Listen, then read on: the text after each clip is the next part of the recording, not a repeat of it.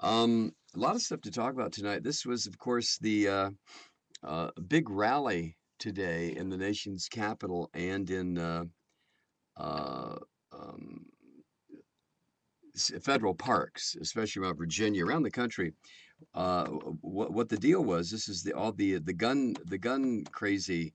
The penis extension boys were out in force today, showing that yes, by God, they will carry their guns wherever they want to go. Now, there's some irony here, but of course, it's lost on these freaks.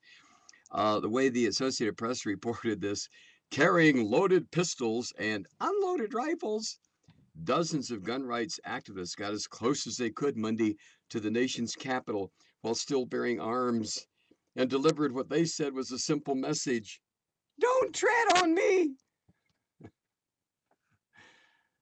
Don't tread on me.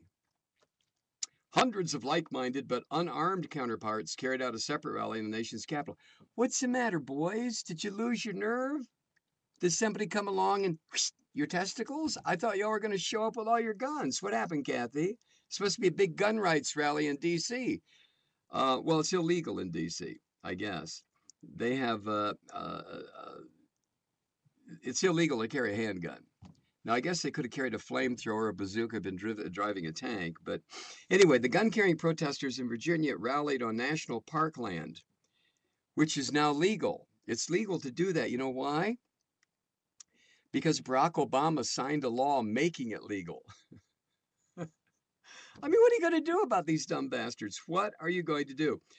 Daniel Almond, who organized the Restore the Constitution rally in Virginia, said he wanted to convene in a place where we can exercise our rights. He pointed in the direction of Washington. He said, over there, the Constitution is being violated in that we cannot bear arms over there, but out here, we can bear arms.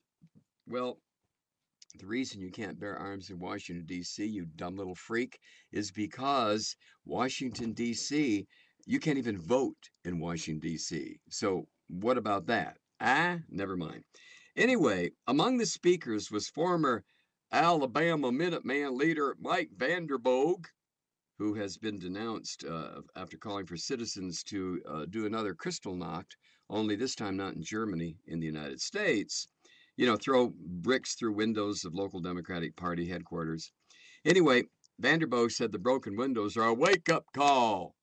That many people feel threatened by an expanding federal government. You know what they did? You know what they did? They passed a law that said we could carry these guns over here in this park. Well, wait a minute. That's what we. Oh, never mind. Um, Vanderboog said to Cheers, we are done backing up, not one more inch, after he told the crowd that for too long Americans have acquiesced at the loss of liberty. What the hell is he talking about? What is he talking about, right? In an interview, Vanderboog said he considers armed resistance justified only when they send people to our doors and kill us. You know, when did some cracker ass freak from Alabama's paranoia become a rallying point for national policy, at least in the minds of these crazy people? When did that happen? These guys are funny. They're harmless. Trust me, they're harmless. I don't care what the Southern Poverty, what is it called? The Southern Poverty Law Center. I don't care what they say. These guys are jerks. They're harmless. They're like these little chihuahuas.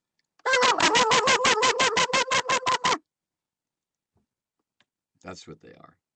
Anyway, he suggested Vanderboog, the guy, the big He-Man, this cowardly little twit who suggested throwing bricks through the windows of Democratic headquarters. He said that an arrest at the hand of federal government is tantamount to a death sentence, and that he would fight back. Specifically, he outlined a scenario in which people who refuse to buy health insurance under the new health reform law would be subject to arrest, and that such confrontations could turn violent. That's right up there with the death panels. Well, I'll tell you what, Mr. Vanderboog, if you are so keen on worrying about people who are arrested by the federal government, what about immigrants who are now swept up, whether they're legal or illegal. Do you worry about them, you cowardly, cracker-headed freak? Vanderboog. Come and see me, Mr. Vanderboog. I'd like to talk to you.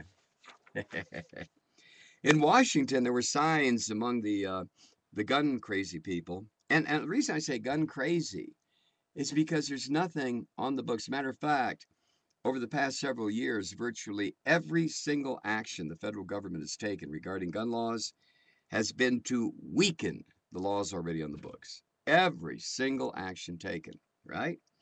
I am a gun owner.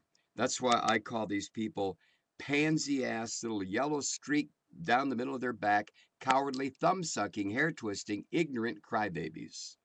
And that's on a good day. We want our guns. Well, open your GDIs. They're right in your hand, you freak. Oh my God. Anyway, in Washington, there were signs reading, "Which part of shall not be infringed confuses you?" Which part of "you are a dumbass" confuses you, right? And there were bright orange stickers saying, "Guns save lives." Guns save lives. Sure they do.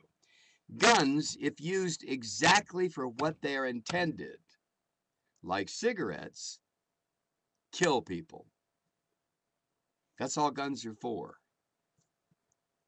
Target practice? Right. Uh, Another organizer of this mass of cowardly little crackers, a guy named Skip Coriel, said he chose the date, April 19th, to mark the anniversary of the Revolutionary War battles of Lexington and Concord, not about the Oklahoma City bomber Timothy McVeigh. That occurred on April 19th, also.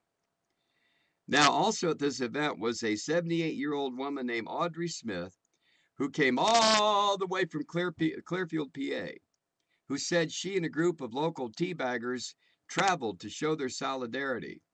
Oh, Audrey, 78 years old, and a little bit addled in the head, obviously, because Audrey says, "We'll support anything that is in jeopardy of being taken out of our Constitution." I mean, how do you even debate these people? How do you even talk to these freaks?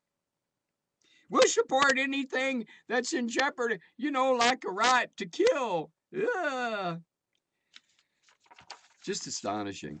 And today, I think Glenn Beck and Rush Limbaugh want today to be declared a national holiday. I suggest it be called Beck Memorial Day. This is the kind of day, 15 years ago, when Beck was still working in a bathhouse as a towel boy. This is the kind of day that 15 years ago that Beck, when he woke up and heard about the bombing of the Murrah Federal Building, he applauded, he clapped, he danced, he jumped around like a drop of water on a hot pancake griddle. He was just happy as could be. This is what Beck and Limbaugh and the rest of these right-wing freaks want to see happen again and again and again.